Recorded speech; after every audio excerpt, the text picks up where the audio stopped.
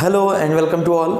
अब हम लोग पढ़ने जा रहे हैं हिंदी साहित्य का मास्टर वीडियो। हिंदी साहित्य यानी हिंदी लिटरेचर का ये वीडियो पढ़ने के बाद आपको फिर कोई भी वीडियो, कभी भी किताब कोई भी नहीं पढ़नी पड़ेगी। हमने सारा डाटा आपको एक जगह कलेक्ट करके दे देंगे, इसीलिए हमने कहा ये है हिंदी का मास्टर वीडियो हिंदी लिटरेचर का, ठीक है ना।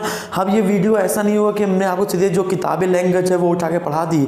हम इसको अपने तरीके से पढ़ाएंगे का मतलब ये है कि हम आपको ट्रिक बेस पर ही पढ़ाएंगे, बहुत सारी ट्रिकें बताएंगे कैसे याद किया जाए, कौन से कवि किस काल के थे, कैसे याद किया जाए। हमारे साथ बने रहिए। चलिए स्टार्ट करते हैं, ठीक है। तो आचार्य रामचंद्र शुक्ल ने हिंदी साहित्य को समय के हिसाब से 4 भागों में बांटा है। पहले मैं आपको सुना देता हूँ।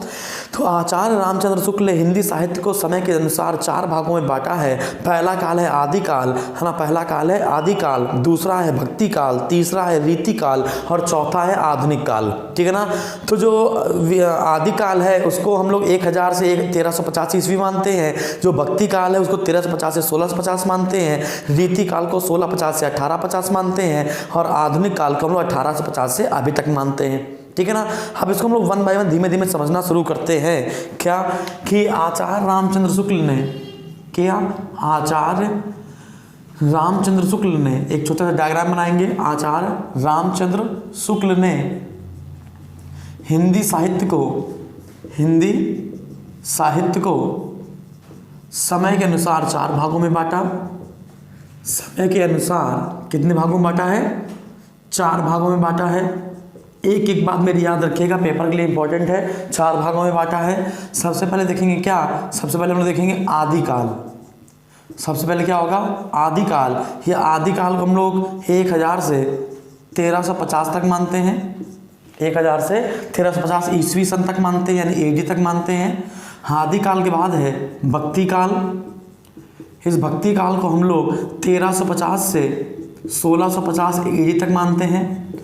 भक्ति काल के बाद है रीति काल। क्या है? रीति काल।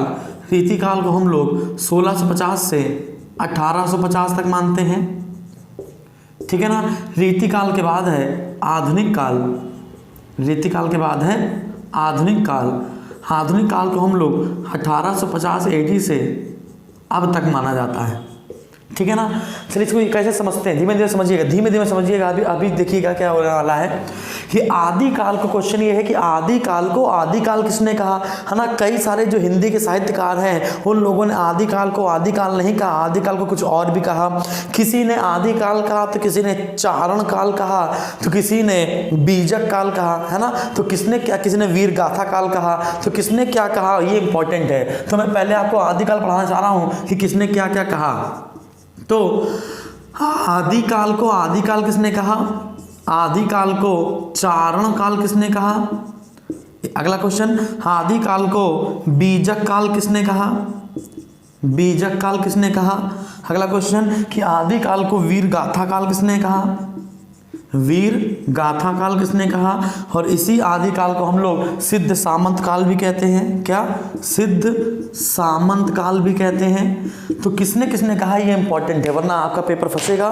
तो क्वेश्चन क्या है कि आदिकाल को आदिकाल किसने कहा? तो आंसर है हजारी प्रसाद द्विवेदी ने कहा। हाँ, आदिकाल को आदिकाल हजारी प्रसाद द्विवेदी ने कहा। अब क्वेश्चन क्या है कि आदिकाल को चारण काल किसने कहा? तो राम कुमार वर्मा ने कहा। किसने कहा है? राम कुमार वर्मा ने कहा है, ठीक है ना। अब क्वेश्चन क्या है, बीजक काल किसने कहा? तो महावीर प्रसाद द्विवेदी ने कहा। महावीर प्रसाद द्विवेदी ने कहा।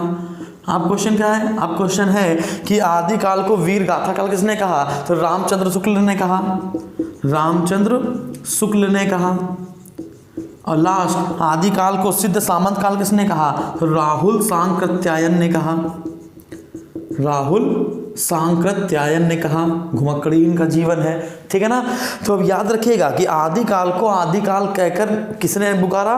तो आंसर है हजारी प्रसाद द्विवेदी। आदिकाल को चारण काल राम कुमार वर्मा, बीजक काल महावीर प्रसाद द्विवेदी, वीर गाथा काल रामचंद्र शुक्ल, सिद्ध सामंत काल राहुल सांकृत्यायन। इतनी आपको बात समझ में आई।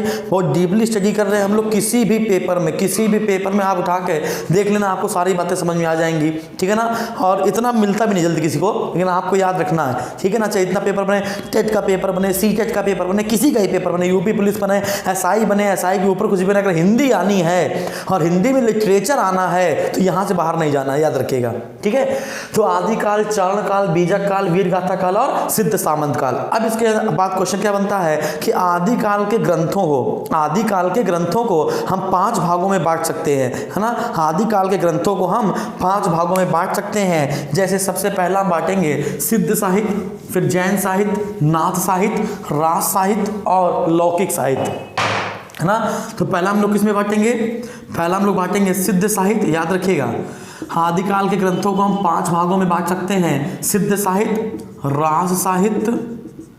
बस आपको यही दोनों याद रखने हैं, हालांकि मैं आपको और बता रहा हूं। सिद्ध साहित्य हो गया, रास साहित्य हो गया, जैन साहित्य हो गया, इसके बाद नाथ साहित्य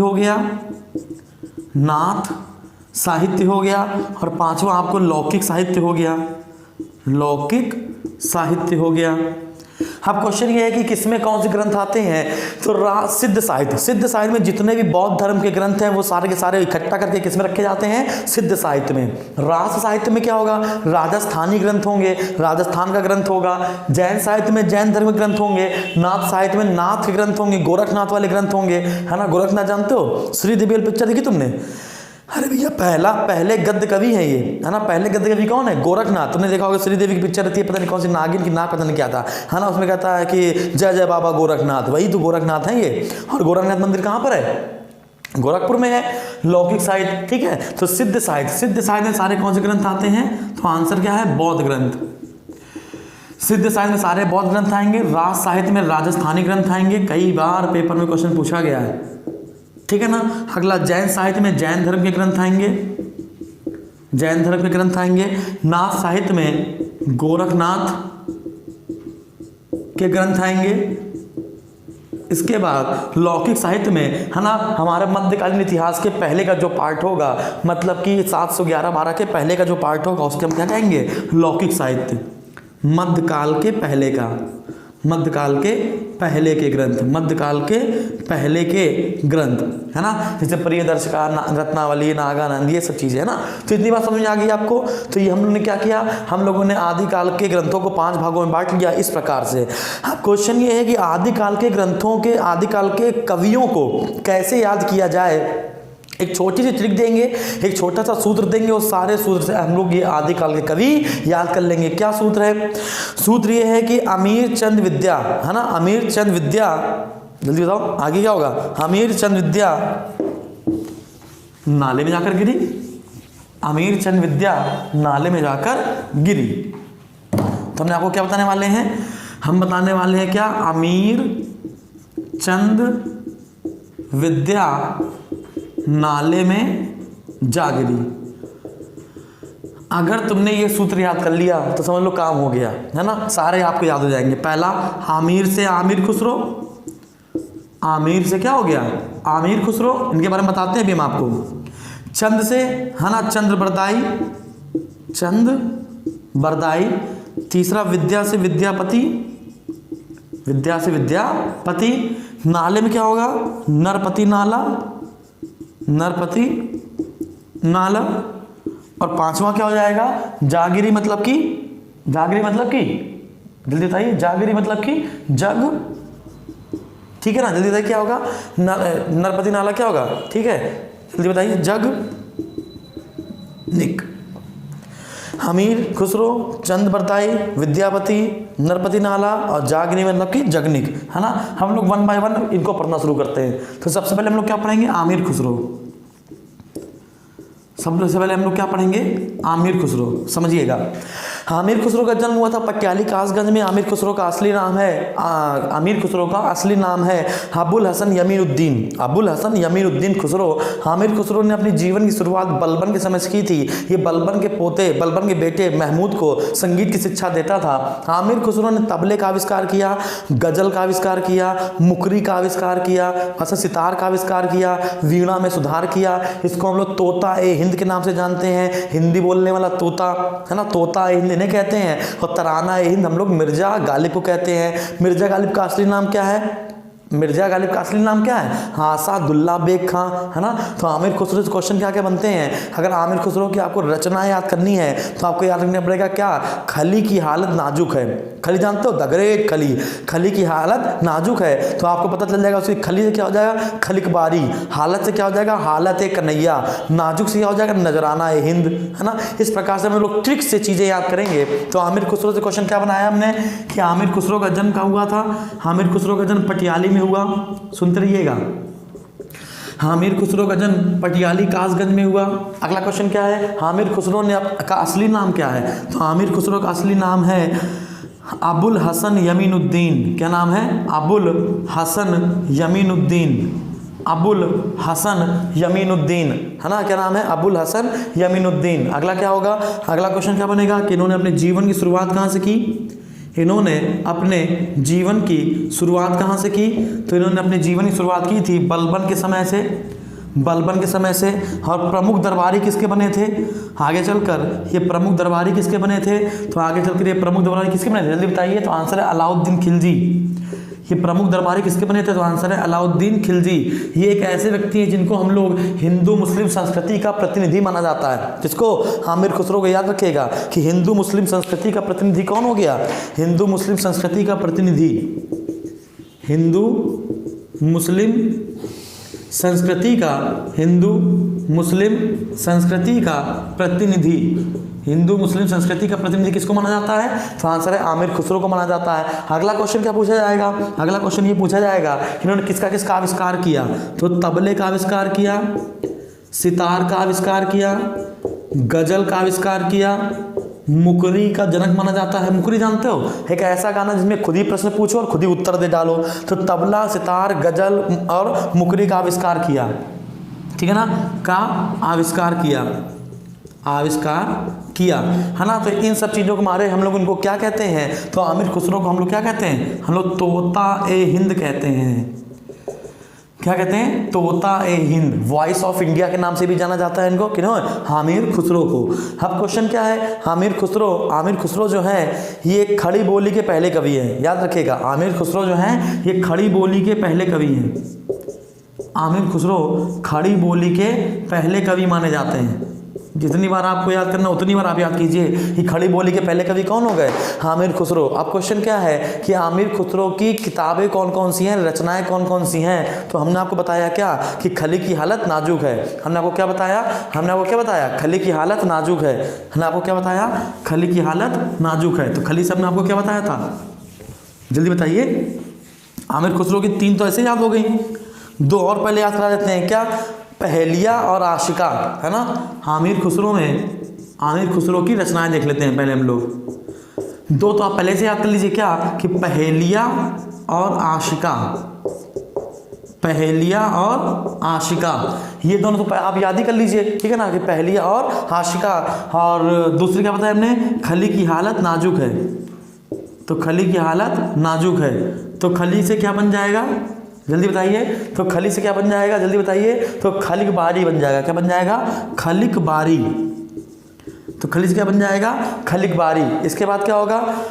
हालत क्या होगा? हालत से क्या हो जाएगा? हालत ए कन्हैया। हालत क्या होना चाहिए? हालत ए कन्हैया। हालत ए कन्हैया, ठीक है ना। और नाजुक से क्या होगा? नजराना ए हिंद। नजराना ए हिंद। तो हमने आपको आमिर खुसरो की कितनी बता दी? 1 2 3 4 और 5 रचनाएं बताई हमने आपको, ठीक है ना। आपको पांचों एक साथ कहीं देखने को नहीं मिलेंगी, ठीक है। जितने भी यूट्यूबर हैं सबने 1 बाय 1 1 1 2 2 2 बताई हैं। हमने आपको पूरा आमिर खुसरो पढ़ा डाला और सब बातें बता डाली।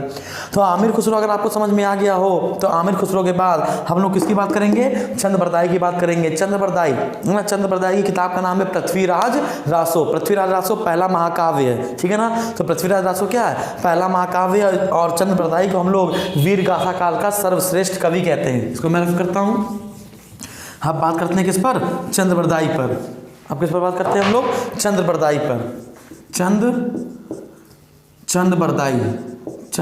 बरदाई। तो सबसे पहला क्वेश्चन क्या रखना है आपको? वीर गाथा काल के सर्वश्रेष्ठ कवि, वीर गाथा काल के सर्वश्रेष्ठ कवि, वीर गाथा काल के सर्वश्रेष्ठ कवि किसको माना जाता है? तो आंसर क्या है? वीर गाथा काल के सर्वश्रेष्ठ कवि हम लोग मानते हैं चंद्र बरदाई को। अब चंद्र बरदाई की किताब का नाम क्या है? तो आंसर है पृथ्वीराज रासो। क्या नाम है भैया? पृथ्वीराज रासो, है ना। तो इसको हम लोग क्या कहते हैं? महाकाव्य कहते हैं, है ना। हिंदी साहित्य का पहला महाकाव्य, हिंदी साहित्य का पहला महाकाव्य कहते हैं किसे? चंद्र बरदाई को, है ना। अब क्वेश्चन क्या बनेगा? अब अगला क्वेश्चन क्या बनेगा? चंद्र बरदाई हो गया, अब आते हैं विद्यापति में। तो क्वेश्चन क्या है? पद लता पति। अगर आपने ये याद कर लिया, पद लता पता याद कर लो, ठीक है ना। अगर विद्यापति है तो विद्यापति में अगर आपको याद रखना है ना कि इनकी किताब का नाम क्या है, जैसे याद कर लो पद लता पता, पद लता और फता। तो आपको याद रहेगा क्या? पद से पदावली, लता से कीर्ति लता और पता से क्या हो जाएगा? कीर्ति पताका, ठीक है ना। तो हम लोगों को पता है पद से क्या हो जाएगा? पदावली, पद से क्या हो जाएगा? पदावली, है ना। लता से क्या हो जाएगा? कीर्ति लता, कीर्ति लता, है ना। और पता से क्या हो जाएगा? कृति पताका, कृति पताका, ठीक है ना। तो हमने ऐसे याद किया है, ये पता हो गया, ये लता हो गया और ये पदा हो गया, है ना। या पद लता पता, पदा लता पता याद कर लो, पदा लता पता। अगर ये पदा लता पता याद करोगे तो आपको पति भी आ जाएंगे, है ना। पदा पति लता पता जो भी कर लो, सब एक साथ मिलते हुए, है ना। तो ये हो गया क्या आपका? ये हो गए विद्यापति। अब हम किस में आएंगे? नरपति नाला में आएंगे। तो विद्यापति हो गया, अब हम लोग आएंगे किस पे? नरपति नाला में, ठीक है ना। कि नरपति नाला के आंसर क्या होंगे, ठीक है। आप लोग क्या लिखेंगे? नरपति नाला। तो भैया नरपति नाला देख लेते हैं हम लोग। क्या? नरपति नाला। तो क्वेश्चन क्या है कि नरपति नाला की सबसे इंपॉर्टेंट क्वेश्चन क्या है? सबसे कि नरपति नाला की प्रमुख किताब कौन सी है? तो बीसल देव रासो, जो कि एक प्रेम कथा है। बीसल देव रासो याद रखिएगा, बीसल देव रासो। और बीसल देव रासो क्या है? ये एक प्रेम कथा है। कई बार क्वेश्चन आया ये क्या है? तो क्या है? एक प्रेम कथा है। अगला क्वेश्चन क्या पूछेगा आपसे? जगनिक से पूछेगा। यहाँ पे लिखा नहीं है, देखो जगनिक। तो जगनिक का क्या होगा? परमाल रासो, है ना। महोबा के प्रसिद्ध 2 वीर आला और उदल का वर्णन परमाल रासो में है। जगनिक, ठीक है ना। तो जगनिक से हमने क्या बताया? परमाल रासो, परमाल रासो। आपसे पूछे अगर कि बताइए आधा और उधल, ये जो 2 खतरनाक लोग हैं, है ना, ये कहाँ के हैं? तो महोबा के हैं। और महोबा किसके लिए प्रसिद्ध है उत्तर प्रदेश में? तो पान की खेती के लिए प्रसिद्ध है ना। तो इसमें परमाल रासो में क्या है? महोबा के 2 प्रसिद्ध व्यक्ति, महोबा के 2 प्रसिद्ध व्यक्ति आल्हा और उदल का वर्णन है, आल्हा और उदल का वर्णन है किसमें? तो आंसर है परमाल रासो में। तो ये हमारा हो गया क्या? परमाल रासो, है ना। और क्या हो गया? परमाल रासो। ये हो गया हमारा आदिकाल। तो अपने आदिकाल के सारे कवि याद कर लिए। क्या? अमीर चंद विद्या नाले में जागिरी। क्या है? अमीर चंद विद्या नाले में जागिरी। अमीर से हो गया अमीर खुसरो, चंद से हो गया चंद बरदाई, विद्या से विद्यापति, नाले में नरपति नाला और जागिरी मतलब जगनिक। और जगनिक का आंसर हो गया परमाल रासो। तो हमने आदिकाल आपको पढ़ा दिया। तो आप किस में आएंगे भैया? हम लोग आएंगे भक्ति काल में। भक्ति काल को हम लोग हिंदी साहित्य का स्वर्ण काल कहते हैं। भक्ति काल को हम लोग हिंदी साहित्य का क्या कहते हैं? स्वर्ण काल कहते हैं। अब इसको पढ़ा जाए। कितनी आपको बात समझ में आई? आदिकाल बहुत अच्छे से पढ़ा हम लोगों ने। और हम लोग आएंगे सूत्र पे ध्यान लगिएगा। अगर हम 3-4 बार सूत्र पढ़े तो आपका हिंदी का पेपर खराब नहीं हो सकता, ये मेरी गारंटी है। चलिए हम लोग किस पर आएंगे? अब हम लोग आएंगे भक्ति काल पर। जिस प्रकार से हम लोग ने आदिकाल को बहुत अच्छे से पढ़ा है, उसी प्रकार से हम लोग भक्ति काल भी देखेंगे, ठीक है ना। तो भैया देखते हैं भक्ति काल में, भक्ति काल को सबसे पहले कहते क्या हैं? भक्ति काल को हम लोग हिंदी साहित्य का स्वर्ण काल कहते हैं। भक्ति काल को हम लोग हिंदी साहित्य का स्वर्ण काल कहते हैं। भक्ति साहित्य को हम लोग हिंदी साहित्य का स्वर्ण काल कहते हैं, याद रखिएगा। अब क्वेश्चन क्या है? अब भक्ति काल को हम लोग दो भागों में बांटेंगे, एक सगुण भक्ति और एक निर्गुण भक्ति। सगुण भक्ति और निर्गुण भक्ति में अंतर समझ लो, सबसे इंपॉर्टेंट क्या है कि सगुण भक्ति और निर्गुण भक्ति में अंतर क्या है। हाँ, निर्गुण भक्ति क्या है? जो फील किया जा सके, कोई इंसान मन में नहीं बसाएंगे हम, कोई हम इंसान मन में नहीं बसाएंगे, बस फील करेंगे। जैसे प्रेम है ना, दुख सुख है ना, तो हम लोग फील करते हैं। तो जो फील करने वाली चीजें हैं है ना, उसको हम लोग सूफी काव्य धारा में रखेंगे है ना। लेकिन अगर हमने किसी को धर लिया, इसको हम लोग क्या कहेंगे? निर्गुण कहेंगे। बस जो फील कर रहे हैं वो निर्गुण है। लेकिन अगर हमने किसी को मन में बसा लिया तो वो क्या हो गया? सगुण हो गया। तो भक्ति के हिसाब से भक्ति दो प्रकार की होती है, देखते हैं भैया। भक्ति दो प्रकार की होती है, एक होता है सगुण भक्ति, जब हम किसी को मन में बसा लेते हैं, और एक क्या होता है? निर्गुण भक्ति। एक क्या होता है? निर्गुण भक्ति। तो जो सगुण भक्ति है इसमें दो चीजें होंगी, एक होगी संत काव्य धारा, एक क्या होगी? संत काव्य धारा है ना। नहीं, सगुण भक्ति में क्या होगा? निर्गुण भक्ति में होगा। निर्गुण भक्ति में क्या होगा? एक होगी संत काव्य धारा, संत काव्य धारा, और एक होगी सूफी काव्य धारा, एक होगी सूफी काव्य धारा। इस संत काव्य धारा को हम लोग कहते हैं, संत काव्य धारा मतलब कि ज्ञानाश्रयी, ज्ञान देंगे, इसको हम लोग ज्ञानाश्रयी भी कहते हैं। और जो सूफी काव्य धारा है इसको हम लोग प्रेमाश्रयी भी कहते हैं, प्रेमाश्रयी कहते हैं। तो प्रेमाश्रयी को सूफी काव्य धारा और ज्ञानाश्रयी को मतलब ज्ञान देंगे, किसी को मन में तो बसाया नहीं है, तो निर्गुण हो गया। सगुण में क्या होगी? सगुण में हम लोग दो चीजें देखेंगे, एक राम भक्ति शाखा, ये देखेंगे राम भक्ति शाखा, और एक देखेंगे कृष्ण भक्ति शाखा, कृष्ण भक्ति शाखा। अब इंपॉर्टेंट क्या है कि राम भक्ति शाखा के प्रतिनिधि कौन है, कृष्ण भक्ति शाखा के प्रतिनिधि कौन है, और यहाँ के ना संत काव्य धारा के प्रतिनिधि कौन है, सूफी काव्य धारा के प्रतिनिधि कौन है। तो राम भक्ति शाखा के प्रतिनिधि हैं सबसे इंपॉर्टेंट तुलसीदास। कौन है भैया? तुलसीदास। कृष्ण भक्ति शाखा के प्रमुख कवि कौन होंगे? बहुत सारे होंगे, सूरदास होंगे, रसखान होंगे,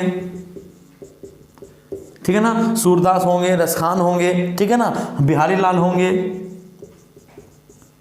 रहीम होंगे, बहुत सारे होंगे है ना। संत काव्य धारा में कौन आएगा? संत काव्य धारा में आपके हैं गुरु नानक देव, रैदास, कबीर दास, ये सब लोग आएंगे है ना। सूफी काव्य धारा में कौन आएंगे? मलिक मोहम्मद जायसी आएंगे, मलिक मोहम्मद जायसी आएंगे, मलिक मोहम्मद जायसी आएंगे। तो अब ये तो हमने आपको अलग अलग करके बता दिया बेटा, ये तो हमने आपको अलग अलग करके बता दिया। लेकिन वो पूछ देगा आपसे, बताइए कि रैदास का संबंध किस काल से? भक्ति काल से, रीति काल से, आदि काल से, आधुनिक काल से है। तो अगर हमने तो आपको यहाँ पे बांट कर बता दिया, अगर आपने बांटना नहीं चाहते तो सूत्र कैसे याद किया जाए? तो सूत्र याद करने के लिए आपको मैं सूत्र देता हूँ, क्या है? तुलसी और मीरा, क्या है? तुलसी और मीरा रहीम दास की कब्र में, तुलसी और मीरा रहीम दास की कब्र में सूरजमुखी का रस जलाती हैं। तो पहले मैं इसको रफ करूं, इसको जल्दी से आप स्क्रीनशॉट लीजिए, फिर मैं आपको एक सूत्र देता हूं, उस सूत्र से आपको सारे के सारे क्या है ये कवि याद हो जाएंगे, ठीक है ना। तो हमने आपको क्या बताना है, तो हम देखते हैं भाई सूत्र क्या है हमारा। तो हमारा सूत्र क्या है? सूत्र है तुलसी और मीरा रहीम दास की कब्र में, तुलसी और मीरा रहीम दास की कब्र में सूरजमुखी का रस जलाती हैं, सूरजमुखी का रस जलाती हैं, ठीक है ना, सूरजमुखी का रस जलाती हैं, ठीक है। तो ये सूत्र हो गया, ठीक है। तो तुलसी से क्या हो गया? तुलसीदास, तुलसी से क्या हो गया? तुलसीदास। अभी हम लोग पढ़ेंगे, अभी सूरदास पढ़ेंगे, सूरदास के बाद तुलसीदास पढ़ेंगे, है ना, हम लोग पढ़ेंगे, अभी तो मैं बता रहा हूँ सूत्र, है ना। अभी हम लोग वापस आ जाएंगे सूरदास में, ठीक है ना। तो तुलसीदास हो गए, मीराबाई हो गई, है ना, रहीम हो गए, ठीक है ना। अगला इसके बाद रहीम के बाद हम लोग क्या देखेंगे? कबीरदास देखेंगे, कबीरदास, सूरजमुखी से सूरदास, रस खे रसखान, रस से क्या हो जाएगा? रसखान, ठीक है ना। तो तुलसीदास, मीराबाई, रहीम, कबीरदास, सूरदास और रसखान। तो हमने इतने सारे कवि देख लिए। हम लोग वन बाय वन इसको पढ़ना शुरू करते हैं। तो हम लोग अब क्या पढ़ेंगे? सूरदास। हम लोग क्या पढ़ने वाले हैं? सूरदास पढ़ने वाले हैं। तो इंपॉर्टेंट क्या है? सूरदास पढ़ने से पहले आप कबीरदास पढ़ लीजिए। सूरदास पढ़ने से पहले कबीरदास, फिर सूरदास पढ़ते हैं, है ना। वन बाय वन हम लोग सबको क्लियर कराएंगे आपको। इसको मैं रफ कर देता हूँ, आपको सूत्र समझ में आया। तुलसी और मीरा रहीमदास की कब्र में सूरजमुखी का रस जलाते हैं, आपको भक्ति काल के सारे कवि याद हो गए। तो अब हम लोग क्या पढ़ने वाले हैं? सबसे पहले देखेंगे सूरदास। सूत्र भी रख कर देते हैं, जगह बचेगी हमारे पास। तो क्या है? सूरदास। क्वेश्चन क्या है? क्वेश्चन सिंपल सा है क्या कि सूरदास के कौन कौन सी रचनाएं हैं, बस यही क्वेश्चन बनेगा कि सूरदास की कौन कौन सी रचनाएं हैं। रचनाएं आपको याद रखनी पड़ेंगी। सूर सागर, सूर सागर, सूर सागर, सूर सारावली, सूर सागर, सूर सारावली, साहित्यिक लहरी, साहित्यिक लहरी। तो सूर सागर, सूर सारावली, साहित्यिक लहरी, गोवर्धन लीला, नागलीला, गोवर्धन लीला, गोवर्धन लीला, नागलीला, है ना। गोवर्धन लीला, नागलीला, सूर सागर, सूर सारावली, साहित्यिक लहरी, चित्र। हाँ, इसके बाद क्या होगा? भ्रमर गीत, पद संग्रह, सूर पचीसी, भ्रमर गीत, भ्रमर गीत, सुर संग्रह, सुर पच्चीसी। तो आपने क्या देखा? आपने ये देखा कि सूरदास की सभी चीजों में, अधिकतर चीजों में क्या मिल रहा है? सूर। क्या मिल रहा है? सूर, है ना। तो जहां जहां सूर लगा हो, पेपर में अगर आ जाए कि जहां जहां सूर लगा हो, सबका आंसर क्या हो जाएगा? सूरदास हो जाएगा। अब इंपॉर्टेंट क्या है? अब इंपॉर्टेंट ये है कि हम लोगों ने क्या देखा? सूरदास देखा। सूरदास के बाद कबीरदास भी देख लो। यहाँ पे कबीरदास की बस एक ही चीज आपको याद रखनी है, क्या? कि कबीरदास को कुछ कहा जाता है। क्या कहा जाता है? वाणी का डिटेक्टर, वाणी का डिटेक्टर। इन्होंने पंचमेल खिचड़ी, पंचमेल खिचड़ी पेपर में आएगा। पंचमेल खिचड़ी के नाम से कौन प्रसिद्ध है? तो आंसर कौन है? कबीरदास। वाणी का डिटेक्टर किसे कहा जाता है? कबीरदास। इसी में आपको याद रखना है ना। क्या? साधुकर्णी या साणुकर्णी, साणु मतलब होता है साधु, साणुकर्णी भाषा का प्रयोग सर्वप्रथम किसने किया? तो आपको लगाना है कबीरदास।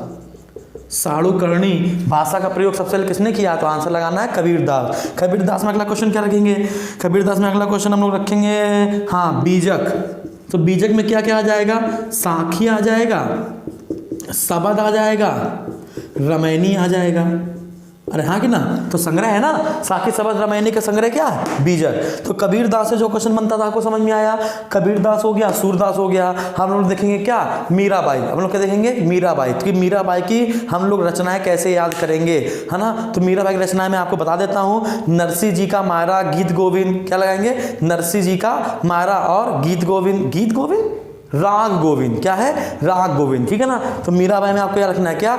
मीराबाई में याद रखना है। इसको मैं रफ करता हूँ, फिर मीराबाई बताते हैं। मीराबाई, ठीक है ना। नरसिंह का मायरा ना चाहते हुए आपको याद रखना पड़ेगा। बहुत दुखी वाली बात है कि आपको इतनी खतरनाक चीज़ें याद करनी पड़ रही है, लेकिन यही याद करना है, इसी से पेपर निकलेगा। नोट्स अच्छे से बनाइएगा। क्या बताते हैं? गीत गोविंद का टीका। गीत गोविंद की रचना, गीत गोविंद जो है वो जयदेव की रचना है, लेकिन गीत गोविंद पर टीका किसने किया है?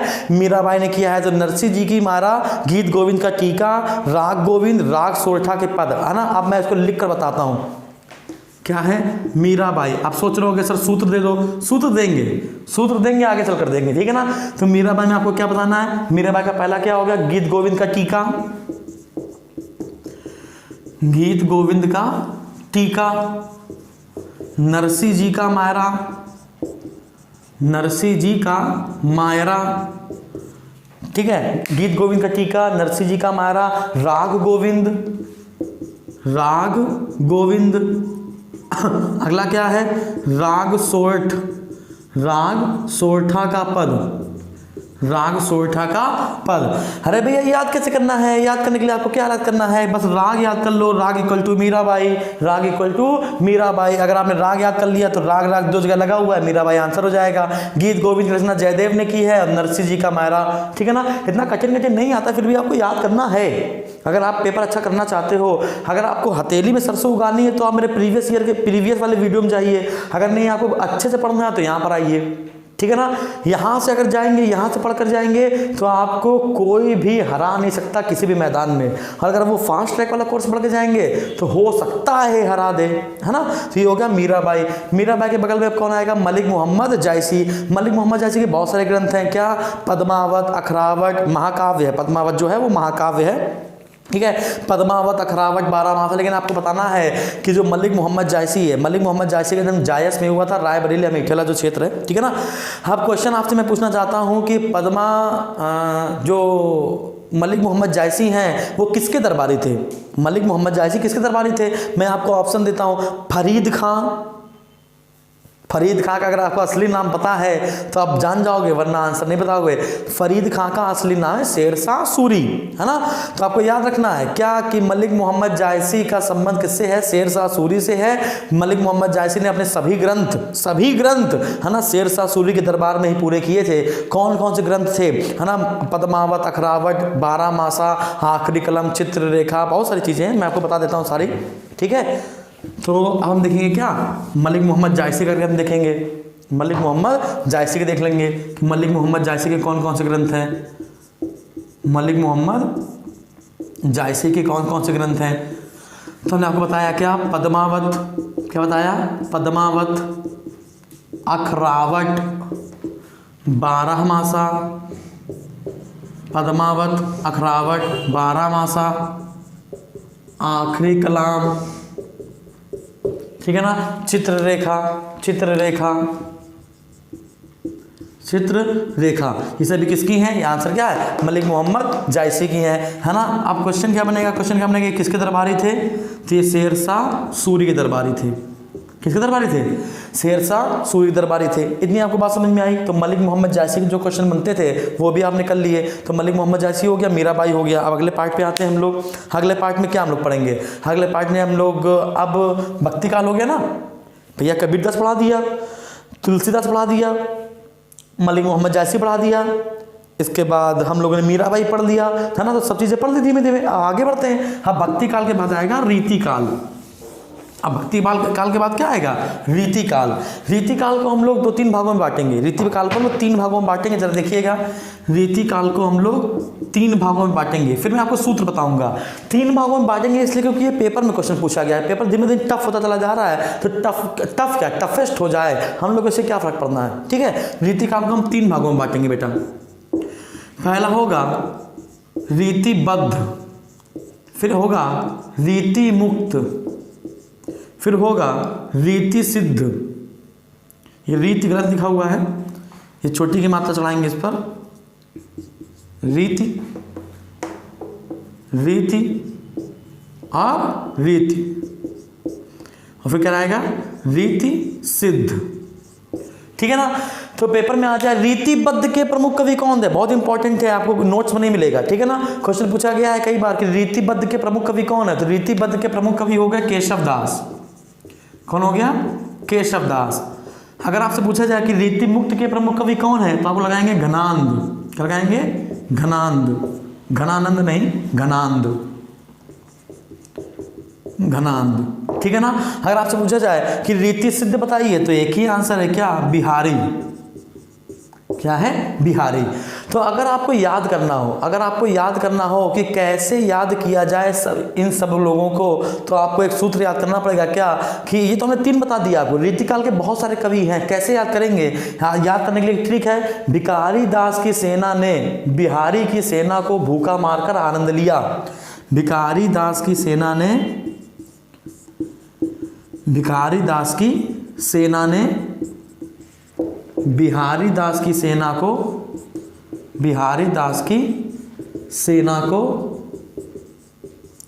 भूखा मारकर आनंद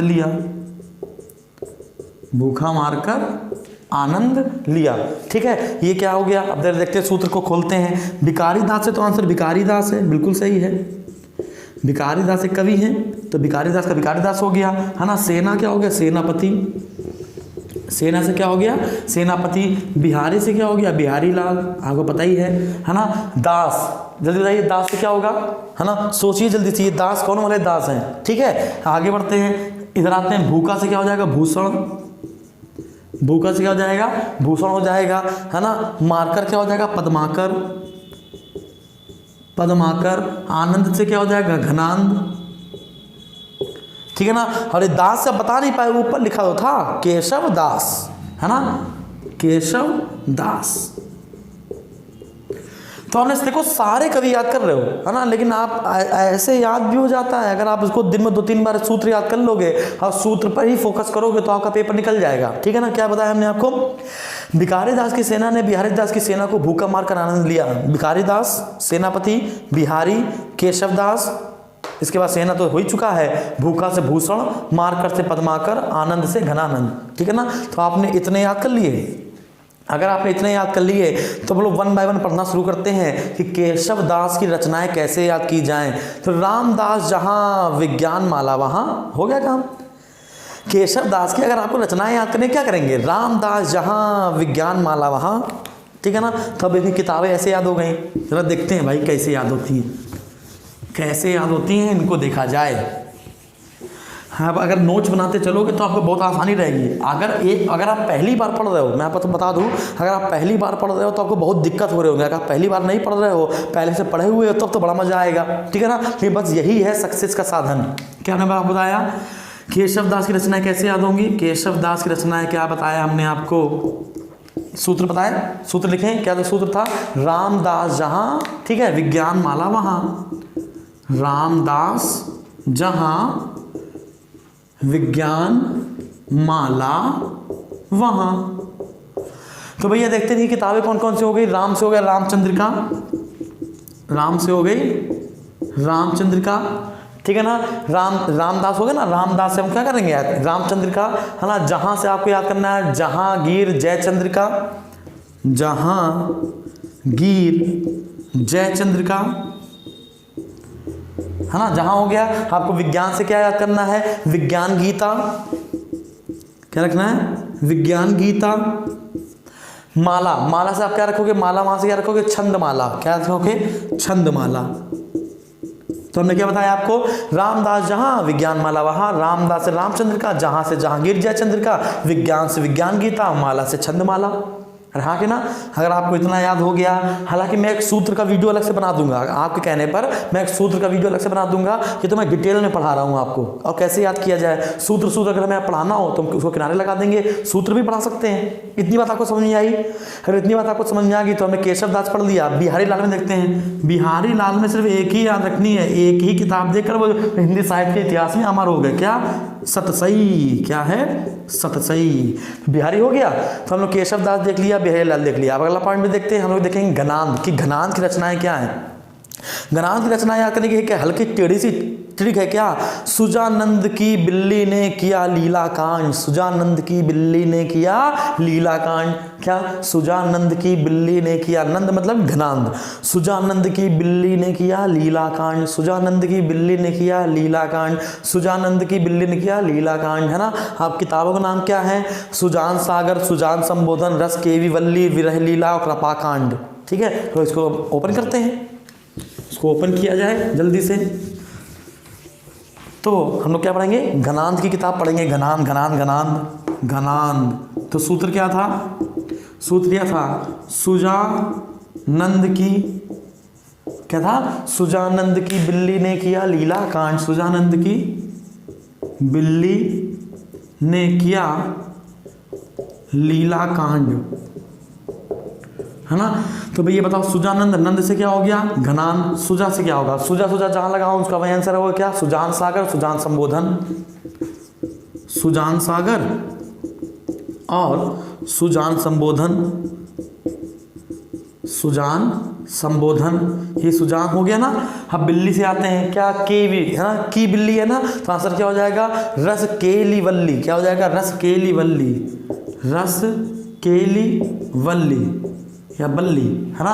अब क्या, लीला से क्या होगा, विरह लीला, लीला से क्या होगा, विरह लीला। और कांड से क्या होगा, है ना, कांड से क्या होगा, कृपा कांड, कांड से क्या होगा, कृपा कांड। तो ये जो 5 किताबें हैं वो किसकी हो गई हैं? तो आंसर क्या है? घनानंद की हो गई हैं, घनानंद की हो गई हैं। तो घनान देख लिया। अब घनान हमने देख लिया। देखो हमने क्या क्या देखा, हम लोगों ने देखा, हमने आपको सूत्र क्या बताया था? हमने आपको सूत्र बताया था, भिखारी दास की सेना ने बिहारी दास की सेना को भूखा मारकर मतलब कि क्या था? पदमाकर से बहुत सारे क्वेश्चन बने हैं पेपर में। पदमाकर का सूत्र कैसे याद करेंगे? जगत में राम और गंगा के पद 50 हैं। जगत में राम और गंगा के पद 50 हैं। अगर आपने ये सूत्र याद कर लिया तो बस चुटकी बजाते ही आपको याद हो जाएगा। क्या? जगत विनोद, है ना, राम रसायन, गंगा लहरी, पद्मासरण या पद्माभरण, अगला प्रबोध प्रवास। अगर आपने इतना याद कर लिया आपको समझ में आएगा। मैं देखता हूँ क्या, जगत में राम और गंगा के पद 50 हैं। क्या होगा? जगत में राम और गंगा के पद, जगत में राम और गंगा के पद 50 हैं, है ना।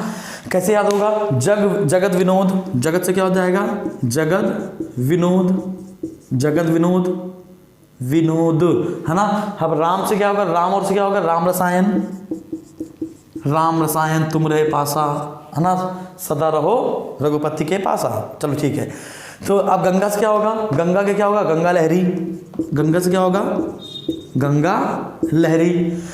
पद से क्या होगा? जल्दी बताइए। पदाभरण या पद्मासरण, कुछ भी कह सकते हैं, है ना। 50 से क्या होगा? प्रबोध 50। 50 से क्या हो जाएगा? प्रबोध 50।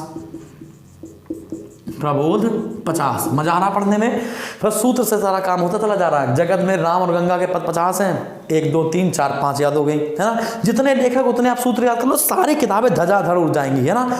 तो हम लोगों ने क्या देख लिया? घनानंद देख लिया। इसके बाद हम लोगों ने क्या देखा? पद्माकर देख लिया। अब हम लोगों ने इतने सारे सूत्र पढ़े हैं। एक सूत्र और पढ़ेंगे, फिर 2 में सूत्र नहीं होंगे बेटा। 2 किताबें उनकी याद कर लेना। अगर देखा जाए भिखारी दास, है ना, तो भिखारी का क्या है? निर्णय। अगर आपने भिखारी का निर्णय याद कर लिया तो भिखारी दास की सारी किताबों में निर्णय शब्द लगाए आगे, जैसे काव्य निर्णय, रास निर्णय। रख करता हूं उसको मैं, क्या है? काव्य निर्णय और रास निर्णय। कितना आसान है। तो क्या बताने वाले थे हम आपको? भिखारी दास की रचना है। तो क्या है? भिखारी का निर्णय। तो हम आपको क्या बताने वाले थे? भिखारी दास। तो भिखारी दास में क्या लिखना है? काव्य निर्णय और रास निर्णय हो गया। हाँ, को भूषण की 2 याद रखनी पड़ेंगी, शिवराज भूषण और शिवा बावनी, है ना। नहीं, शिव के भूषण, क्या है? शिव के भूषण। तो भैया भूषण की कितनी किताबें? 2 हैं। आपको क्या रखना है? हाँ, दोनों में देखो शिव लगा हुआ है। पहला क्या है? शिवराज भूषण और दूसरा क्या है? शिवा बावनी। शिवराज भूषण और अगला क्या है? शिवा बावनी। ठीक है ना। तो पद्माकर देख लिया हम लोगों ने, भिखारी दास देख लिया, भूषण देख लिया। अब एक ही बचता है सेनापति। सेनापति की 2 याद कर लो। क्या? कवि, है ना। कवि या काव्य नाम का शब्द लगा हो तो आंसर सेनापति है। जैसे कवित्त रत्नाकर काव्य कल्पद्रुम। क्या है? कवित्त रत्नाकर और काव्य कालपद्रुम, है ना, ऐसा कुछ है। तो क्या है? सेनापति की 2 याद रखनी। क्या? कवित्त रत्नाकर, क्या है? कवित्त रत्नाकर और काव्य कल्पद्रुम।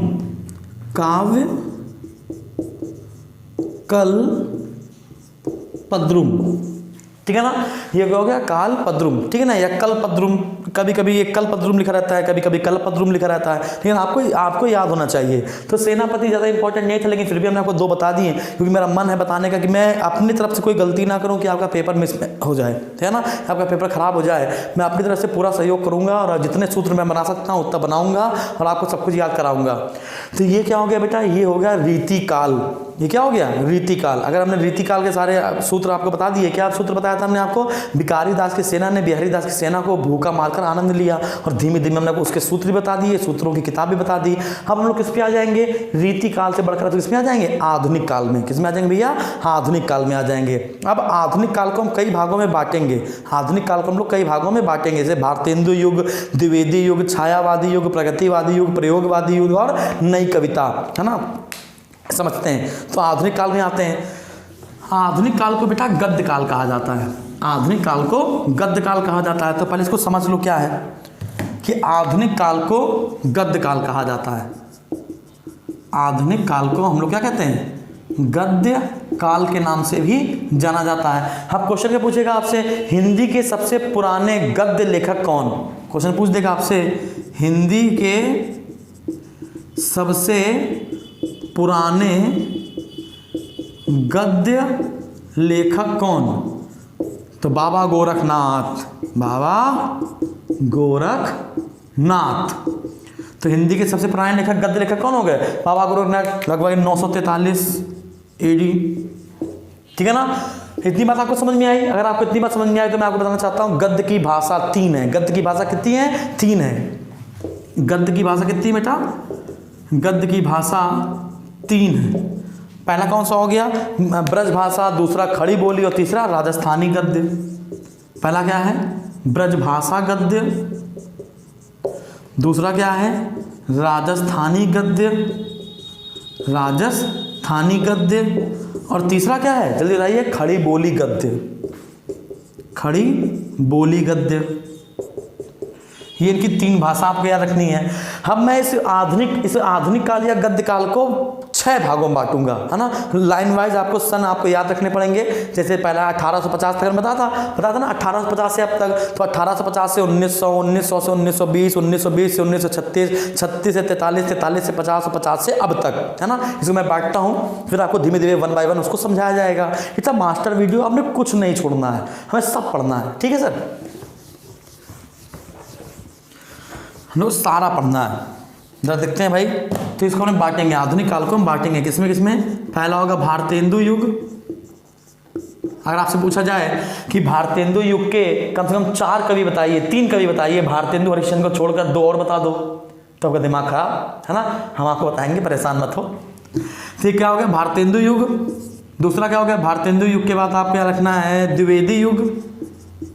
द्विवेदी युग, सारे द्विवेदी यहीं आ जाएंगे। तीसरा आपको क्या रखना है? छायावादी युग। छायावादी युग। चौथा आपको क्या रखना है? भारतेंदु युग, द्विवेदी युग हो गया, छायावादी हो गया, प्रगतिवादी युग।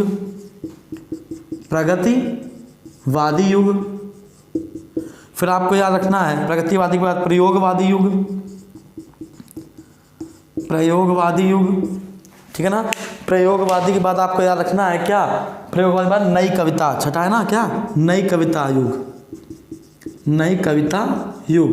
अब इम्पोर्टेंट क्या है कि भैया बताइए कौन से कब तक चला? हमने बताया आपको 1850 से 1900, 1850 से 1900, 1900 से 1920, 1900 से क्या हो गया? 1920, 1920 से क्या होगा? 20 से हो जाएगा 36, 1920 से 1936, 1936 से 1943, 1936 से 1943, 1943 से 1950, 1943 से 1950 और 1950 से अब तक, 1950 से अब तक, है ना?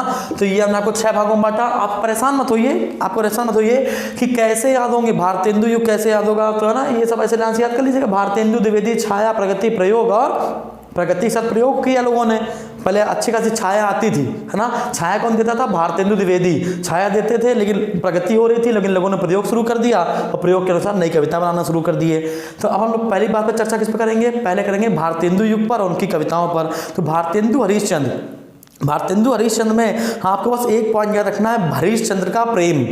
क्या रखना है? हरिश्चंद्र का प्रेम। अगर कि कहीं पर भी प्रेम शब्द लगा हो तो किसकी हो जाएगी? भारतेंदु हरिश्चंद्र की कविता हो जाएगी, है ना? किसकी हो जाएगी? भारतेंदु हरिश्चंद्र की हो जाएगी। अब कैसे याद रखेंगे? जैसे प्रेम सरोवर, जैसे क्या है? प्रेम सरोवर, प्रेम फुलवारी, प्रेम नलिका, है ना? ये सब किसकी है? ये सब आंसर भारतेंदु हरिश्चंद्र की हैं। दूसरे भारतेंदु हरिश्चंद्र के बाद कौन आंसर बताएगा? अंबिका दत्त। क्या? अंबिका दत्त व्यास। क्या है? अंबिका दत्त व्यास। अंबिका दत्त व्यास की 2 आपको याद रखनी है, एक है भारत धर्म और एक है पावस पचासा। एक है भारत धर्म और एक है पावस पचासा। तीसरा कौन कवि होंगे? तीसरे होंगे जगमोहन सिंह। जगमोहन सिंह, जगमोहन सिंह से आपको 2 किताबें आपको याद रखनी है, देवयानी और श्याम सरोजनी। देवयानी और श्याम सरोजनी, है ना। ये मार्कर किस सिद्धांत में कार्य करता है? आंसर है केशिकत्व। आंसर क्या है? केशिकत्व, कैपिलरिटी। ठीक है, चलिए तो मैं आपको भारतेंदु युग के कम से कम 4 कवि बताता हूँ। ठीक है, भारतेंदु युग की कम से कम 4 कवि बताता हूँ। क्या सूत्र भी दे दूंगा, परेशान मत होइए, सूत्र भी बताया जाएगा। बिना सूत्र के जीवन कहाँ चल रहा है भाई। तो सबसे पहले मैं आपको बताऊंगा क्या, भारतेंदु युग। क्या है? भारतेंदु युग। भारतेंदु युग। तो भारतेंदु युग में आपको 4 चीजें याद कर लो। क्या? पहला भारतेंदु हरिश्चंद्र, भारतेंदु हरिश्चंद्र, है ना। और हरिश्चंद्र किताबें कैसे याद होंगी? हरिश्चंद्र का प्रेम। कैसे याद होंगी? हरिश्चंद्र का प्रेम। कैसे नहीं उन्हें बताया था आपको? ठीक है, शिव का भूषण नहीं बताया था? शिव का भूषण मतलब कहीं पर शिव लगा तो आंसर भूषण लगाना है आपको। उसी प्रकार से हरिश्चंद्र का प्रेम। तो किताबें कौन कौन सी हो जाएंगी? प्रेम सरोवर, प्रेम फुलवारी, प्रेम मल्लिका। प्रेम सरोवर, प्रेम सरोवर, प्रेम फुलवारी, प्रेम फुलवारी, प्रेम मल्लिका, प्रेम मल्लिका। हो गया बस हरिश्चंद्र का प्रेम। अब भारतेंदु हरिश्चंद्र के बाद आप कौन आएंगे? अंबिका दत्त व्यास। अंबिका दत्त व्यास। अंबिका दत्त व्यास में आपको 2 याद रखनी है, इसका सूत्र नहीं है कोई। अंबिका दत्त व्यास। अंबिका दत्त व्यास से आपको 2 चीजें याद रखनी है। पहली क्या होगी? भारत धर्म, और दूसरी होगी पावस पचासा। भारत धर्म, भारत धर्म और पावस पचासा। पावस पचासा, ठीक है ना। अंबिका दत्त व्यास हो गया। अगला है जगमोहन सिंह। क्या है? जगमोहन सिंह। जगमोहन सिंह की 2 याद रखनी है, एक देवयानी और एक श्याम सरोजनी। जगमोहन सिंह में 2 याद रखनी है। जगमोहन सिंह में आपको 2 याद रखनी है, एक है देवयानी, देवरानी नहीं है, देवयानी और श्याम सरोजनी। श्याम सरोजनी, देवयानी और श्याम सरोजनी। तो ये क्या हो जाएगा? जगमोहन सिंह के हो जाएंगे। लास्ट एक और भारतेंदु की बताते हैं आपको। क्या? राधाचरण गोस्वामी। क्या है? राधाचरण गोस्वामी। राधाचरण गोस्वामी की किताब का नाम क्या है? नवभक्त माल। क्या है? नवभक्त माल। एक याद रखना है। क्या? राधाचरण गोस्वामी में क्या याद रखना है? राधाचरण गोस्वामी में आपको क्या रखना है? नवभक्त माल। नवभक्त माल। तो नवभक्त माल किसकी हो गई? राधाचरण गोस्वामी की हो गई। अब भारतेंदु के कवि कैसे याद किया जाए? अरे भैया, भारत दत्त जग का स्वामी है। भारत दत्त जग का स्वामी है। क्या सूत्र है? भारत दत्त जग का स्वामी है। भारत दत्त जग का स्वामी है। तो भारत से भारतेंदु हरिश्चंद्र, दत्त से अंबिका दत्त, जग से जगमोहन और राधाचरण स्वामी। राधाचरण स्वामी किससे हो गया? ये हो गया, है ना। राधाचरण गोस्वामी मान लो, राधाचरण गोस्वामी मान लो। इतनी बात समझ आ रही? तो भारत दत्त जग का स्वामी है। तो आपने भारतेंदु युग देख लिया क्या आप लोग, है ना। तो क्या बताया हमने आपको बताया कि क्या बताया हमने आपको? हमने बताया साकेत गुप्ता। क्या? साकेत गुप्ता भारती और यशोधरा को, भारती और यशोधरा को पंचमढ़ी, है ना। साकेत गुप्ता भारती और यशोधरा को पंचमढ़ी लेकर गए। मान लो पंचमढ़ी ले गए। अगर आपने ये भी याद कर लिया कोई दिक्कत नहीं, है ना। तो मैथिली शरण गुप्त की किताबें कैसे याद होंगी? ये सूत्र हो गया। आप किताबें देखते हैं, किताबें देखते हैं, माना किताबें तो भूल जाओगे, सूत्र याद रह जाएगा, किताबें भूल जाओगे, है ना। तो आप कैसे याद करेंगे? जल्दी बताइए। साकेत हो जाएगा ना। मैथिली शरण गुप्त में पहली किताब क्या हो जाएगी? पहली किताब होगी साकेत, है ना। पहली किताब क्या होगी? साकेत। देखते हैं भाई, पहली किताब हो गई साकेत, है ना। दूसरी किताब क्या होगी? भारती, है ना। क्या हो जाएगा? भारत भारती। साकेत के बाद भारत भारती। तो भैया देखो, साकेत भारत भारती। यशोधरा से क्या होगा? यशोधरा के साथ ना, यशोधरा के साथ मतलब यशोधरा, यशोधरा के साथ मतलब कि यशोधरा। अब क्या है? पंचमढ़ी लिखा है तो पंचवटी कर लो इसको। पंचमढ़ी लिखा है तो पंचवटी कर लो। ये हो गया मैथिली शरण गुप्त। हम मैथिली शरण गुप्त के बाद अगला कौन आएगा? जल्दी से बताइए। मैथिली शरण गुप्त के बाद कौन आएगा? माखनलाल चतुर्वेदी आएंगे। इसको मैं रफ कर देता हूँ, ठीक है। क्या रखना है? साकेत गुप्ता भारती यशोधरा को पंचमढ़ी ले गए, है ना। अब माखनलाल चतुर्वेदी, माखनलाल चतुर्वेदी में कैसे याद रखना है? हिम वाला माखन चरण में समर्पित। हिम वाला माखन चरण में समर्पित। हिम वाला माखन चरण में समर्पित। माखन लाल चतुर्वेदी देख लेते हैं। माखन लाल चतुर्वेदी, तो वो क्या देखना है? माखन लाल चतुर्वेदी में क्या बताया हमने आपको? हिम का माखन चरण में समर्पित,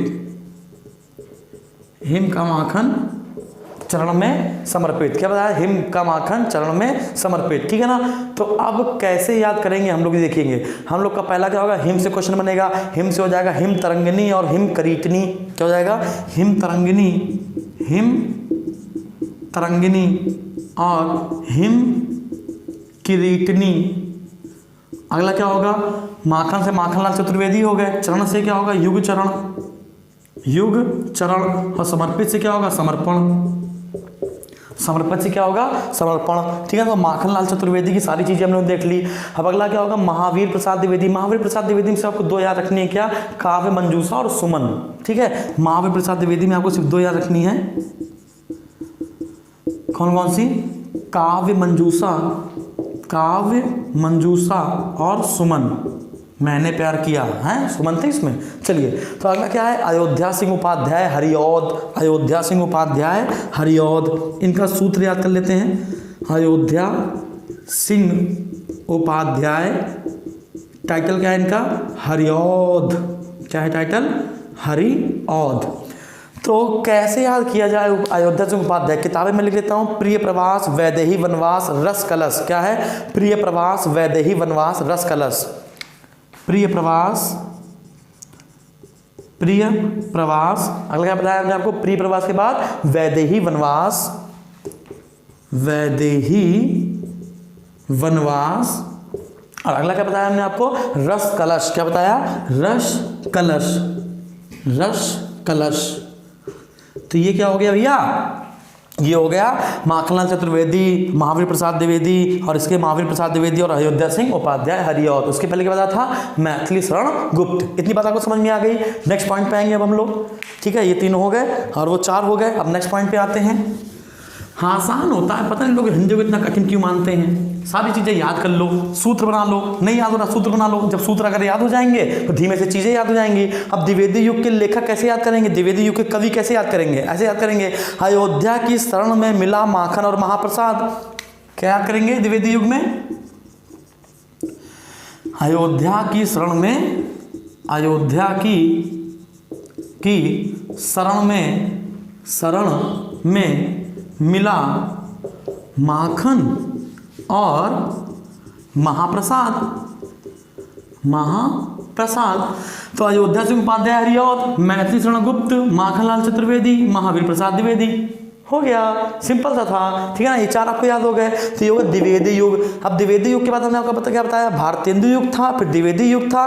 द्विवेदी युग के बाद क्या था? छायावादी युग में आते हैं। छायावादी युग में सबसे खतरनाक है ना कि बेचारे ने 3 शादी करी और तीनों शादी में पत्नी मर जाती है, फिर धीमे से वो भी मर जाते हैं। तो आंसर हम क्या बताने वाले हैं? जयशंकर प्रसाद। तो जयशंकर प्रसाद की चीज़ें आपको सबको आती हैं। इसमें सूत्र हम आपको क्या दें? आंसू, लहर, झरना, कामायनी, कंकाल, तितली, है ना, लहर, ठीक है। ये सब किसकी हैं? जयशंकर प्रसाद की। चित्रधारा, तो इसमें आपको याद करने की जरूरत नहीं है। जयशंकर प्रसाद की बच्चों रटी होती है। अगर आप स्कूल कभी गए होगे तो हिंदी में रटाया जाता है जयशंकर प्रसाद, ठीक है। तो जयशंकर प्रसाद में हमने कोई सूत्र नहीं बताएंगे। तो जयशंकर प्रसाद में आपको ऐसे याद करना पड़ेगा, जयशंकर प्रसाद, जयशंकर प्रसाद। तो कैसे याद करना पड़ेगा? आंसू, कहते नहीं टेसू मत बहाओ, झरना मत बहाओ, लहर, कंकाल दिखने लगेगा तुम्हारा, तितली बन जाओगे, है ना। तो आंसू, झरना, लहर, कंकाल, तितली, कामायनी, कामायनी है कि नहीं। चित्रधारा, करुणालय, चित्रधार, करुणालय, है ना। ये जयशंकर प्रसाद की है ना। अगर मैं आपको सूत्र देना चाहूँ तो कैसे दे सकता हूँ? शंकर ने चित्र में करुणा के आंसू को लहर के बदले झरना दिखाकर पैसा कमाया। कैसे बताया मैं आपको? शंकर ने चित्र में करुणा के आंसू को लहर के बदले झरना दिखाकर पैसा कमाया। तो शंकर ने मतलब जयशंकर प्रसाद, चित्र में मतलब चित्रधारा, करुणा के मतलब करुणालय, आंसू को मतलब आंसू, है ना, लहर के बदले मतलब लहर प्रेम प्रतीक, और झरना दिखाकर पैसा मतलब झरना, कमाया मतलब कामायनी। समझ में आ गया आपको? ठीक है, तो जयशंकर प्रसाद हो गया। अब जयशंकर प्रसाद के बाद हम लोग किस पर आएंगे? सुमित्रानंदन पंत पे। सुमित्रानंदन पंत को हम लोग प्रकृति का सुकुमार कवि कहते हैं, और इसको हमेशा के लिए याद रखो। सुमित्रानंदन पंत की मेरे दिमाग में जो सबसे बचपन में एक कविता थी सुमित्रानंदन पंत की, चींटी, वो आज भी दिमाग में मौजूद है मेरे। हाँ, चलिए देखते हैं। तो सुमित्रानंदन पंत, सुमित्रानंदन पंत, तो छायावादी युग शुरू हो गया ये, है कि नहीं? तो आते हैं सुमित्रानंदन पंत। अभी मैं आपको सूत्र दूंगा, सुमित्रानंदन पंत। तो सुमित्रानंदन पंत को लोग प्रकृति का सुकुमार कवि कहते हैं। कैसे याद करते हैं? सुमित्रा के वीणा की गूंज पूरे आवास में पुलकित हो रही है। सुमित्रा के वीणा की गूंज पूरे आवास में पुलकित हो रही है। सुमित्रा के वीणा की गूंज पूरे आवास में पुलकित हो रही है। मतलब वीणा, गुंजन, क्या हो गया? वीणा हो गया, गुंजन हो गया, और पल्लव क्या हो गया भैया? पल्लव। वीणा, गुंजन, पल्लव, और हो गया उच्छ्वास। वीणा, पल्लव, गुंजन, उच्छ्वास, है ना? तो याद कैसे किया हमने आपको? सुमित्रा के वीणा की गूंज, सुमित्रा के वीणा की गूंज, सुमित्रा के वीणा की गूंज क्या है? पूरे आवास में पुलकित हो रही, पूरे आवास में पुलकित हो रही, पूरे आवास में पुलकित हो रही। तो वीणा आवाज से क्या हो जाएगा? उच्छ्वास, गूंज से हो जाएगा गुंजन, और पुलकित से हो जाएगा पल्लव। तो ये हो गया सुमित्रानंदन पंत। सुमित्रानंदन पंत के बाद आपको बताना है क्या? सूर्यकांत त्रिपाठी निराला। इसको मैं रख कर देता हूँ, सूर्यकांत त्रिपाठी निराला। आप स्क्रीनशॉट जल्दी से वीडियो पॉज कर करके लेते रहिएगा। हम लोग किसी बात करने वाले हैं? सूर्यकांत त्रिपाठी निराला की। ठीक है, सूर्यकांत त्रिपाठी निराला की कैसे याद करेंगे? सूर्यकांत त्रिपाठी, त्रिपाठी को क्या कहते हैं हम लोग? निराला के नाम से जानते हैं। तो सूर्यकांत त्रिपाठी निराला कैसे याद करते हैं इन किताबों को? तुलसीदास की मणि अनामिका निराली है, तुलसीदास की मणि अनामिका निराली है। सूत्र छोड़ दो, ऐसे तीनों याद कर लो। क्या ऐसे याद कर लो ना? अनामिका, तुलसीदास, अणिमा। क्या है? अनामिका, तुलसीदास, क्या है? अनामिका, तुलसीदास और अणिमा। अणिमा, अनामिका, तुलसीदास और अणिमा, तीन हो गए, है ना कि नहीं? अब क्या है? महादेवी वर्मा। महादेवी वर्मा में क्या है ना? बहुत सारे आपको सिर्फ दो याद रखनी है। महादेवी वर्मा में रश्मि, नीरजा, सांद गीत और यामा, यामा, सप्तपर्णा, दीपशिखा। महादेवी वर्मा, महादेवी वर्मा सबको पता है ना? महादेवी वर्मा को हम लोग आधुनिक मीरा के नाम से जानते हैं। महादेवी वर्मा को हम लोग आधुनिक मीरा के नाम से जानते हैं, सबको पता होगा। महादेवी वर्मा को हम लोग आधुनिक मीरा के नाम से जानते हैं। महादेवी वर्मा को यामा के लिए, महादेवी वर्मा को यामा के लिए पहला ज्ञानपीठ पुरस्कार मिला। पहला ज्ञान, अच्छा एक और बात मैं आपको बता दूं कि मैंने बताया कि पहला ज्ञानपीठ पुरस्कार हिंदी भाषा में पुरुषों में किसको मिला था? सुमित्रानंदन पंत को, चिदंबरा के लिए। सुमित्रानंदन पंत को चिदंबरा के लिए, सुमित्रानंदन पंत को चिदंबरा के लिए। और पहली महिला जिसको हिंदी मिला था वो महादेवी वर्मा थी। लेकिन कुछ बच्चों ने कमेंट किया है कि सर जो पहला ज्ञानपीठ पुरस्कार है वो इंटरनेट पर दिखा रहा है क्या? जी शंकर कुरूप। अरे दादा मेरे, जी शंकर कुरूप मलयालम के, मैं हिंदी की बात कर रहा हूँ आपको। ठीक है, तो महादेवी वर्मा यामा के लिए क्या मिला? पहला ज्ञानपीठ पुरस्कार पाने वाली पहली महिला, ज्ञानपीठ पुरस्कार या जनानी पद पुरस्कार के पहला ज्ञानपीठ पुरस्कार पाने वाली पहली महिला, पहली महिला। लेकिन किस भाषा में? तो आंसर है हिंदी भाषा में। किस भाषा में है? तो आंसर है हिंदी भाषा में। तो यहाँ क्या हो जाएगा? यामा सप्तपर्णा, यामा सप्तपर्णा दीपशिखा, यामा सप्तपर्णा दीपशिखा, है ना? निहार, रश्मि, नीरजा, निहार, रश्मि, निहार, रश्मि, नीरजा, है ना? बहुत सारी इनकी। तो ये हो गया महादेवी वर्मा। महादेवी वर्मा के बाद हम लोग पढ़ेंगे राम कुमार वर्मा। सिर्फ दो याद रखनी है, चित्ररेखा और आकाशगंगा। चित्ररेखा और आकाशगंगा। बेटा चित्ररेखा और किसकी थी? राम कुमार वर्मा के अलावा और किसकी थी चित्ररेखा? और बताइए, मलिक मोहम्मद जायसी की। तो मलिक मोहम्मद जायसी की भी चित्ररेखा है और राम कुमार वर्मा की भी क्या है? चित्ररेखा है। तो मैं क्या बताया आपको? क्या बताने वाले हैं? राम कुमार वर्मा, राम कुमार वर्मा। तो राम कुमार वर्मा में आपको क्या रखना है? आकाशगंगा। राम कुमार वर्मा में आपको याद रखना है आकाशगंगा।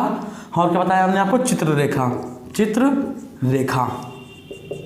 ठीक है ना। तो ये हो गया है ना, हमने क्या पढ़ा, ये हो गया छायावादी युग के प्रमुख कवि। कैसे याद करेंगे, महादेव, महादेव मतलब शंकर, महादेव मतलब शंकर है ना, शंकर के बगल में कौन, राम जी है ना, और राम के नीचे कौन, सूर्य भगवान। तो महादेव, शंकर, राम और सूर्य ने सुमित्रा को छाया में आशीर्वाद दिया। कैसे याद रखेंगे, महादेव का मतलब शंकर, महादेव का मतलब क्या हो गया, शंकर, महादेव मतलब शंकर, शंकर और राम, ऐसे याद कर लो। महादेव मतलब शंकर, शंकर और राम ने, शंकर और राम ने सूर्य, शंकर और राम ने है ना सूर्य और सुमित्रा को, सूर्य और सुमित्रा को छाया में आशीर्वाद दिया, छाया में आशीर्वाद दिया, है ना। काफ़ी लंबा वीडियो जा रहा है, आप लोग भी परेशान हो गए होगे, कितना पढ़ाएंगे भाई, है ना। पढ़ते रहो चुपचाप, पेपर लगाया ना फेल हो जाओगे, क्या मतलब है इसका। तो राम कुमार वर्मा की क्या थी, आकाशगंगा और चित्ररेखा। छायावादी युग के सभी कवि याद करने हैं आपको। महादेव मतलब कि महावीर, महादेव मतलब कि जल्दी बताइए, महादेव मतलब शंकर, महादेव से क्या, महादेवी वर्मा, शंकर से जयशंकर प्रसाद, राम से क्या हो जाएगा, राम कुमार वर्मा, सूर्य मतलब सूर्यकांत त्रिपाठी निराला, सुमित्रा मतलब सुमित्रानंदन पंत, और छाया मतलब छायावादी युग, है ना। तो उन्होंने भारतेंदु युग कवर किया। इसके बाद भारतेंदु युग के बाद कौन सा युग आता है, भारतेंदु युग के बाद कौन सा आता है, द्विवेदी युग कवर किया, छायावादी कवि किया। अब छायावादी के बाद अगला क्या करना है हम लोगों को, छायावादी के बाद अगला करना है, जल्दी बताइए कौन सा, प्रगतिवादी। प्रगति के साथ में प्रयोग करेंगे तो नई कविता बनेगी। हम लोग को क्या करना है, प्रगतिवादी कवि देखने हैं। एक ही साथ सब पढ़ के निकलो जल्दी जल्दी। अब क्या करना हम लोग को, प्रगतिवादी युग के देखने, प्रगतिवादी युग, प्रगतिवादी युग। तो प्रगतिवादी युग में कौन कौन से आपको याद रखने, पहले तो इतना समझ लीजिए प्रगतिवादी युग में कौन कौन से हैं। तो प्रगतिवादी युग में आपको पढ़ना है नागार्जुन, क्या पढ़ना है, नागार्जुन। नागार्जुन के बाद है ना केदारनाथ अग्रवाल, क्या रखना है, केदारनाथ अग्रवाल। अब इस प्रगतिवादी युग में भी आपको दो चीज़ें, दो लोग कॉमन मिलेंगे, है ना, दो लोग कॉमन मिलेंगे। वो आपको छायावादी युग में भी मिले थे और वो आपको प्रगतिवादी युग में भी मिलेंगे। एक होगा सुमित्रानंदन पंत और एक होंगे सूर्यकांत त्रिपाठी निराला, है ना। यहाँ पर सूर्यकांत त्रिपाठी निराला की बस चीज़ें बदल जाएंगी, है ना, जो किताबें हैं वो बदल जाएंगी। एक होगा युगवाणी और एक होगा ग्राम्या, और सूर्यकांत त्रिपाठी किताब बदल जाएगी, कुकुरमुक्ता आ जाएगी, याद रखिएगा, है ना। कई बार पेपर में आया कुकुरमुक्ता किसकी है, तो सूर्यकांत त्रिपाठी निराला की है। तो प्रगतिवादी युग में आपको चार मैं बता देता हूं, क्या, पहला आपको याद रखना है नागार्जुन, पहला क्या रखना है, नागार्जुन, है ना, नागार्जुन। अब कौन कौन सी हैं, युगधारा, सतरंगों पंखों वाली, प्यासी पथराई आंखें, है ना, क्या है जल्दी बताइए, क्या, प्यासी पथराई आंखें, प्यासी पथराई आंखें, प्यासी पथराई आंखें, ये पहला समझ में आ गया। दूसरा क्या है, सतरंग पंखे वाली, सतरंग पंखों वाली, सतरंग पंखों वाली, ये दूसरी हो गई। तीसरा क्या रखना है, युगधारा, क्या रखना है, युगधारा। तो ये हो गया क्या, नागार्जुन की। नागार्जुन के बाद क्या है, सुमित्रानंदन पंत, क्या है, सुमित्रानंदन पंत, सुमित्रानंदन पंत, है ना। यहाँ पे इन्होंने एक किताब लिखी होगी, क्या, युगवाणी और ग्राम्या, क्या लिखी होगी, युगवाणी और ग्राम्या। तीसरा क्या रखना है, सूर्यकांत त्रिपाठी निराला, निराला जी की एक याद रखनी है, क्या, कुकुरमुक्ता, क्या रखनी है, कुकुरमुक्ता, है ना। और लास्ट में आपको क्या रखना है, केदारनाथ अग्रवाल, क्या रखना है, केदारनाथ अग्रवाल, केदारनाथ अग्रवाल। अभी सूत्र बताएंगे हम आपको। केदारनाथ अग्रवाल की किताबें कौन सी है, फूल नहीं रंग बोलते हैं और नींद के बादल, फूल नहीं रंग बोलते हैं, फूल नहीं रंग बोलते हैं, और अगला क्या है, नींद के बादल, नींद के बादल। अगर ये सब हमको याद हो सकता है, अगर हमको ये से भी याद हो सकता है तो आपको भी याद हो सकता है। हमारे पास जो दिमाग है वही आपके पास दिमाग है, बैठ के एक दिन पढ़ लो, सूत्र की याद ही नहीं रहेगा। हालांकि मैं जो है आपको याद कराने के लिए सूत्र देखने पड़ते हैं, वरना कुछ मतलब नहीं है, ऐसे लाइन से सब कुछ याद होता है, ठीक है ना। तो केदारनाथ अग्रवाल हो गए, सूर्यकांत त्रिपाठी निराला हो गए, सुमित्रानंदन पंत हो गया, नागार्जुन हो गया। नोट्स अच्छे से बनाइएगा, इतना हो गया। अब इसके बाद देखेंगे क्या, शिव मंगल सिंह सुमन, याद रहना। अगला क्या होगा, चौथे हो गए, चार हो गए, एक और याद रखना है, क्या, शिव मंगल सिंह सुमन। सुमन की आगे किताबें याद रखनी है। सुमन के गाने के विश्वास से प्रलय आया, हिलने लगा सब कुछ, क्या है, सुमन के गाने के विश्वास से प्रलय आया और हिलने लगा सब कुछ। यानी किताबें कौन कौन सी हो जाएंगी, शिव मंगल सुमन से हो जाएगा सुमन, के गाने से मतलब जीवन के गान, विश्वास से मतलब विश्वास बढ़ता ही गया, प्रलय आया का मतलब प्रलय सजन, और हिलने लगा सब कुछ मतलब हिल्लोल हो गया, हिल्लोल। ठीक है, चलो वापस आते हैं। ठीक है, तो पहले इसको बता देते हैं हम आपको, फिर इसको बता देते हैं और लिख देते हैं, लिख देते हैं जल्दी से। केदारनाथ के बाद क्या है, शिव मंगल सिंह सुमन। क्या है, शिव मंगल सिंह सुमन, शिव मंगल सिंह सुमन। ठीक है ना। अब क्या है, पहले तो हम सूत्र लिखते हैं। क्या सूत्र क्या है, सुमन के गाने के विश्वास से। क्या है, सुमन के गाने के विश्वास से, सुमन के गाने के विश्वास से प्रलय आया, प्रलय आया और हिलने लगा सब कुछ, और हिलने लगा सब कुछ, हिलने लगा याद कर लो बस। तो सुमन का मतलब शिवमंगल सिंह सुमन, गाने के मतलब क्या हो जाएगा, गाने क्या हो जाएगा, जीवन के गान, जीवन के गान, है ना। विश्वास से क्या हो जाएगा, विश्वास हो, विश्वास बढ़ता ही गया, विश्वास बढ़ता ही गया, किताबें हैं सब, बढ़ता ही गया, रचनाएं हैं, है ना। प्रलय आया का मतलब क्या होगा, प्रलय सृजन, प्रलय सृजन। अगला क्या है, हिलने लगा मतलब कि हिल्लोल, हिलने लगा मतलब क्या होगा, हिल्लोल। इतनी बात समझ में आ रही है। ठीक है, तो ये हो गया क्या, शिव मंगल सिंह सुमन की रचनाएं, है ना। अब छठा क्या रखना है, छठा आपका एक और है, प्रगतिवादी युग में कौन, रागेय राघव। क्या है, रागेय राघव। सूत्र कैसे बनेगा, राघव और पांचाली के दीपक खंडहर में हावी हैं, है ना। तो यहाँ लिख दें क्या हम आपको, रागेय राघव। क्या है, रागेय राघव। अभी सूत्र लिखते हैं, पहले किताब लिख लेते हैं जल्दी से। हमने क्या बताया किताब में क्या है, रागे राघव क्या होगी, रागे राघव क्योंकि पहली होगी पंचाली, फिर राह के दीपक, क्या आ गया, पंचाली।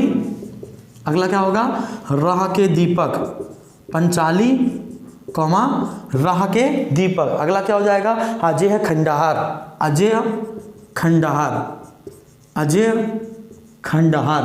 अगला क्या होगा, अजय खंडहार के बाद मेधावी, क्या हो जाएगा, मेधावी, मेधावी। याद कैसे करते हैं, राघव और पांचाली के दीपक खंडहर में हावी हैं, है ना। मेधावी मतलब कि हावी, है ना। तो क्या बताया हमने, बताया राघव, क्या बताया, राघव और पांचाली के दीपक, राघव और पांचाली के